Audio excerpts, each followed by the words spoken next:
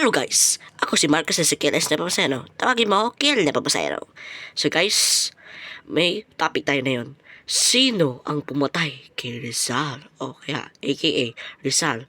Or Jose Portasio Rizal.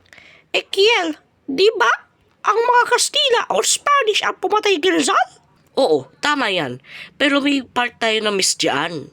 Ang topic kasi natin, ang totoong pumatay kay Rizal. You see, pinag-utusan lang ang mga Pilipino para lang patayin si Rizal. In short, inutusan ng mga Kastila ang mga Pilipino para patayin si Rizal. So let's get into the topic. Isang Filipino firing squad ang pumatay kay Rizal, which is pinag-utusan ng mga Kastila para patayin si Rizal. At ito na, babalilin na si Rizal. Tingnan natin. Nung araw ng kamatayan niya, si Rizal may hawak na rosary. By the way guys, hindi ko alam kung totoo to, pero according daw sa mga YouTubers dyan, sabi ng mga Kastila, buhay daw pamalit dito sa army squad na to, para lang daw patayin si Rizal. At ito na. Nakahanda na ang 8 magbabalil kay Rizal. Ang huling words ni Rizal noon, tapos na. Or, nangyari na.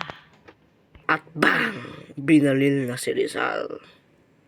Di ko alam kung totoo to, pero ayon daw sa mga YouTubers dyan sa YouTube, sabi daw, alam daw ni Rizal na mga Filipino squad daw ang babalil sa kanya. Kaya daw, nung nabalil siya, sinubukan ni Rizal kausapin yung Filipino squad. Sa kasamaan palad, nabalil na siya. Nung nabalil siya, natumba din ang kanyang sombrero. At yun din yung rason, kaya nung namatay si Rizal, nakatingin siya sa langit kaysa nakadapa. Fun fact, binigay daw yung ulo ni Rizal sa kanyang pamilya. Which is totoo, nangyari yan. Tingnan nyo sa Google guys, may picture ang nanay niya at yung school niya. So that's it for today guys, bye bye!